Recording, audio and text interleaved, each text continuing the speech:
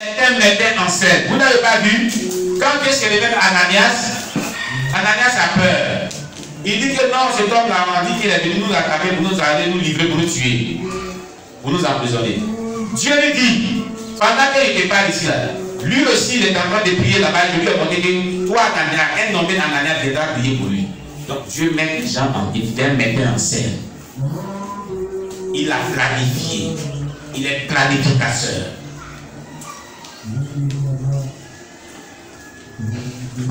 Alléluia. Dieu a donné une direction à Ananias en songe. Non, dans une vision.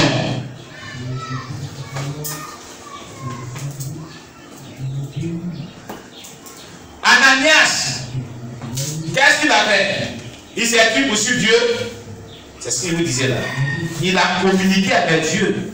Il dit, j'ai appris que cet homme-là, il a fait beaucoup de mal à des saints à Jérusalem.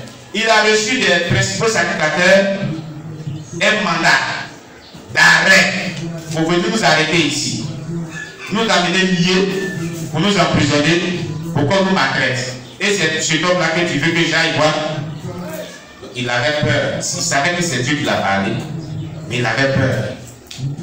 Son côté charnel s'est levé. Et ça arrive à plusieurs personnes que Dieu parle. Dieu peut te donner une révélation qui est claire. Mais le fait que tu es charnel, la peur peut rentrer dans ton cœur. Ou bien le diable peut envoyer la peur dans ton cœur. Alléluia. Dieu va le rassurer pour dire, ne crains point. Cet homme, je l'ai choisi. Il sera vraiment mon serviteur qui a porté mon nom devant des rois, devant des nations, devant les fils d'Israël. Va, prie pour lui pour qu'il voie de nouveau. Il voie de nouveau, car c'est ce que je te demande. Voilà comment on développe une relation d'intimité avec le Saint-Esprit. Voilà un exemple. Parmi tant d'exemples de la Bible. Le problème que les chrétiens ont, et que les chrétiens, ce n'est pas que Dieu ne les parle pas. Dieu se révèle à tout le monde. On est dans l'éternité, non. Il a répandu de son esprit sur toute chair. Alléluia. On avait déjà vu cela. Mais le problème, c'est de comment entretenir cette relation, la développer et l'amener à croître pour marcher dans une vie vivifiante avec le Saint-Esprit. Une vie qui est réelle. Une relation qui est vivante. Voilà ce qu'il faut aux chrétiens et à chaque personne. Tu dois développer une vie chrétienne réelle, dans laquelle tu sais que tu parles à Dieu, Dieu te parle, tu es guidé par le Saint-Esprit. Tu n'es pas guidé par tes émotions, tu n'es pas guidé par un démon, tu n'es pas guidé par la chair, tu n'es pas guidé par Satan. Parce qu'il y a 4 voix que l'homme attend. Il y a la voix de la chair, il y a la voix des démons, il y a la voix du Saint-Esprit et il y a la voix de Satan. On avait déjà vu ça. C'est sur la chair de l'enseignement. Vous pouvez consulter les vidéos précédentes. Dieu parle de 3 manières, de 4 manières. C'est là. Mais dans tout cela, il va falloir que tu discernes la voix de Dieu. Je vais demander à Fabienne et à Ange de se redresser. Peut-être d'être avec nous. Parce qu'on est dans un ministère, ne soyez pas dans un autre ministère. La prochaine fois, je vous mettrai debout. Jusqu'à la fin du culte. Alléluia. Cela est important.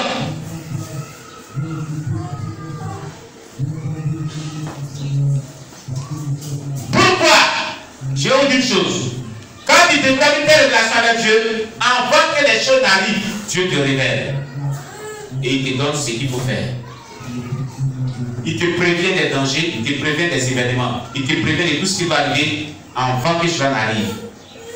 Il marche d'une manière prophétique avec Dieu. Car nous sommes à un temps prophétique. Nous sommes dans les derniers temps. Il a dit, vos dirigeants et vos autres filles prophétiseront. Vos vieillards auront des songes et des visions. On est au temps de la dispensation du Saint-Esprit. On est au temps de l'ère prophétique. L'ère à laquelle Dieu veut marcher avec ses enfants. Voilà ce que Dieu veut.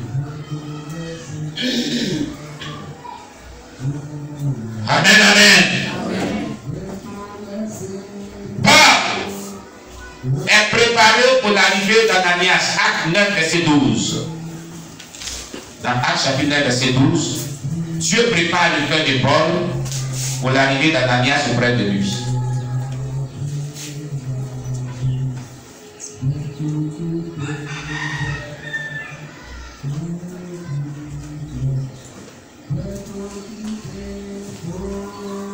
Dans le verset 12, il est dit, car il prie et il a vu en vision un homme du nom d'Ananias qui entrait et qui lui imposait les mains afin qu'il recouvrait la vue.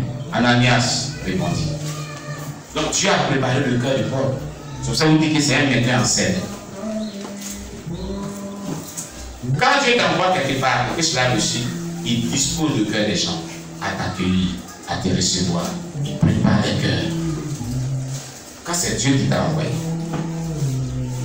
Souvent, ça peut arriver que les gens ne sont pas disposés. Certes, c'est vrai. Mais de manière générale, pour ceux qui marchent avec Dieu d'une manière intime, quand Dieu fait une volonté impériale, parce qu'il y a la volonté permissive de Dieu et la volonté impériale de Dieu, elle s'impose alors. Ce sont dit elle est impériale. Tu veux, tu ne veux pas, c'est ce qui arrive dans ta vie. Personne ne peut changer ça. C'est ce qui est arrivé à Moïse, c'est ce qui est arrivé à Jonas, c'est ce qui est arrivé à Paul. 3 exemples dans la Bible. Moïse ne voulait pas servir Dieu. Il dit que j'ai la bouche embarrassée. Dieu s'est imposé à lui. Jonas ne voulait pas aller faire la mission de Dieu. Il fuyait pour aller sur un bateau. Dieu s'est imposé à lui. Il allait le faire rentrer dans le ventre des poissons. Il allait faire la mission. Paul, il dit des chrétiens, mais moi-même je les ai enchaînés pour les envoyer. Lequel est dit, c'est lui au bas. Dieu s'est imposé à lui. À lui de Damas, Dieu l'a frappé, il est tombé. C'est ce qu'on appelle la volonté impériale de Dieu. Elle s'impose. Mais la volonté permissive de Dieu, tu la négocies. Mais quand tu la négocies, elle fait beaucoup de difficultés. Quand Dieu dit va faire quelque chose, il dit Seigneur, pardon, pardon, faut alléger, pardon, faut alléger. Oui, d'accord. Mais c'est que tu vas voir dedans. Toi-même, tu vas goûter. Alléluia. Il y a des gens qui disent que je n'aime pas cet homme, n'est pas obligé de le marier. Quand Dieu t'impose à lui, il sait que c'est lui-là qu'il te faut que ta vie spirituelle soit bonne, que tu sois sauvé.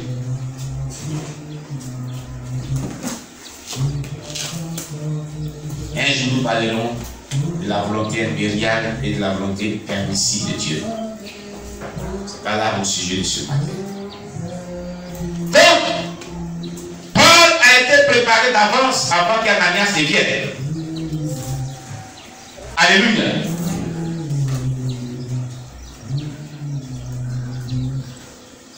Paul est conduit à aller à Macédoine. Acte 16, verset 9. Les visions et les rêves peuvent donner la direction à suivre toujours. Dans Acte chapitre 16, verset 9. Paul est conduit à aller à Macédoine.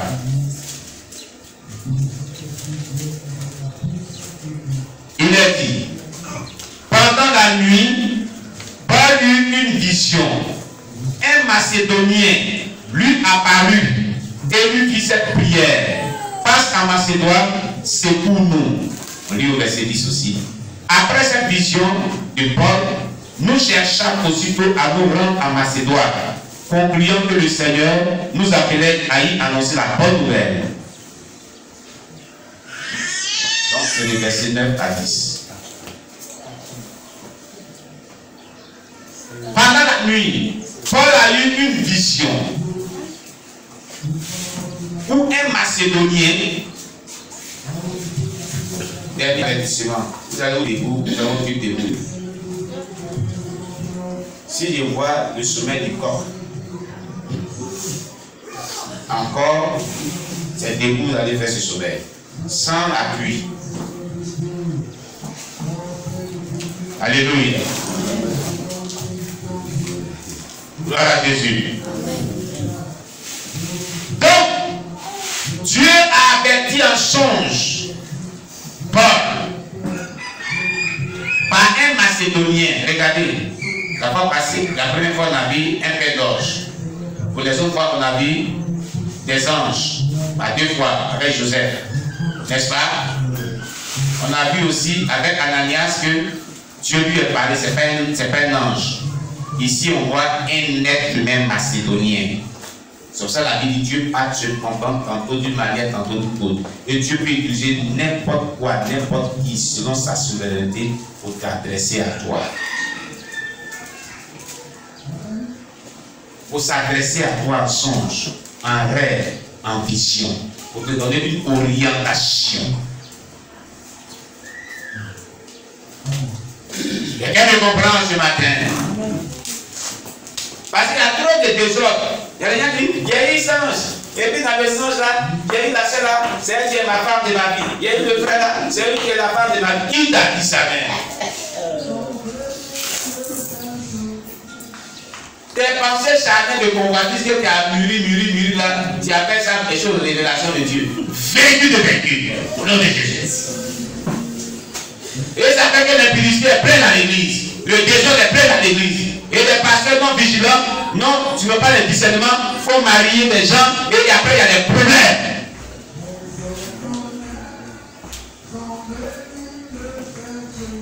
Il y a songe et puis il y a songe. Il y a vision et puis il y a vision. Oh mon frère, il y a eu un songe. Dieu a dit que ainsi parle l'Éternel. C'est la femme de ta vie, la femme du ministère. Et toi, tu es là, tu suis. Tu n'as pas vu ce que même Dieu a parlé directement à Ananias, mais ce qu'il a dit à Dieu. Lui-même, apôtre, là, ce qu'il a dit à Dieu. Il dit, cet homme-là, j'ai appris qu'il est venu prendre. Toi, tu dis d'aller là-bas. Tu veux qu'on me prenne? C'est ce que ça veut dire. Quand il y a quelqu'un qui a un songe, il faut dialoguer avec Dieu. Il faut lui poser des questions. Dans 2 Corinthiens 13, verset 13, il dit que la communication du Saint-Esprit soit avec vous tous. Il faut communiquer avec Dieu pour être rassuré. Ce n'est pas une incrédulité, ce n'est pas le doute, mais c'est pour être rassuré. Ananias l'a fait aussi. Est-ce qu'il était incrédule?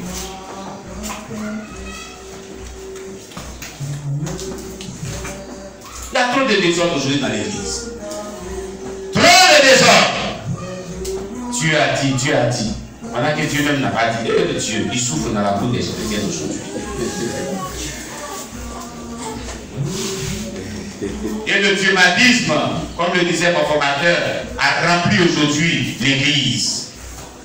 Le dieumadisme. Un terme maléfique et diabolique qui provient des profondeurs de la Bible pour égarer le peuple de Dieu. Dans une sphère satanique à caractère lugubre et macabre. Je vais m'arrêter là. Dimanche prochain, la suite. Dimanche prochain, nous verrons les visions et les rêves peuvent être faux. C'est ça que vous allez comprendre. Ce qu'ici on a dit là, c'est ce qu'on va attaquer dimanche prochain. Les visions et les rêves là, peuvent être faux. C'est dans la Bible aussi. Ne manque pas dimanche prochain. Les visions et les rêves là, que vous avez souvent là, peuvent être faux. Ils ont trompé beaucoup de jeunes filles et puis ils ont couché avec elles. Ils ont trompé beaucoup de femmes et puis ils ont arraché à leur mari. Ils ont trompé des jeunes gens qui étaient brillants à l'école et puis on les a mis à l'école et que Dieu t'appelle, que tu as servi Dieu. On devait sortir au cadre. Aujourd'hui, ils sont en train de souffrir partout. Parce qu'ils ont raté leur destinée pour me trouver, c'est fini. Dieu dit que tu as servi Dieu, donc il faut arrêter l'école. Dieu ne dit pas ça à n'importe qui. Moi, c'est mon histoire, moi. Quand je suis arrivé dans le quartier, le Seigneur m'a dit, laisse l'école là, je vais faire mon école, je vais me servir. Il dit que, qui sait que c'est ce qu'on va me dire? Ils vont me tuer. Ma maman, elle a vendu ses mains jusqu'à m'a mis à l'école. Et tu dis que la femme qui continue là, qui veut que son cas de couper, je suis son fils aîné là. C'est ce que tu dis. Il est aussi pour dire. Je dis, c'est ce qu'il a dit. Il a lutté Dieu pendant des mois. Pendant des jours. Non, il a lutté, et c'est pas dans des mois. J'ai commencé à lutter avec Dieu il y a tellement longtemps une semaine. Mais il a lutté avec Dieu. Et je n'ai pas fini, j'ai accepté. On partait s'inscrire. Et chose qui était intéressante.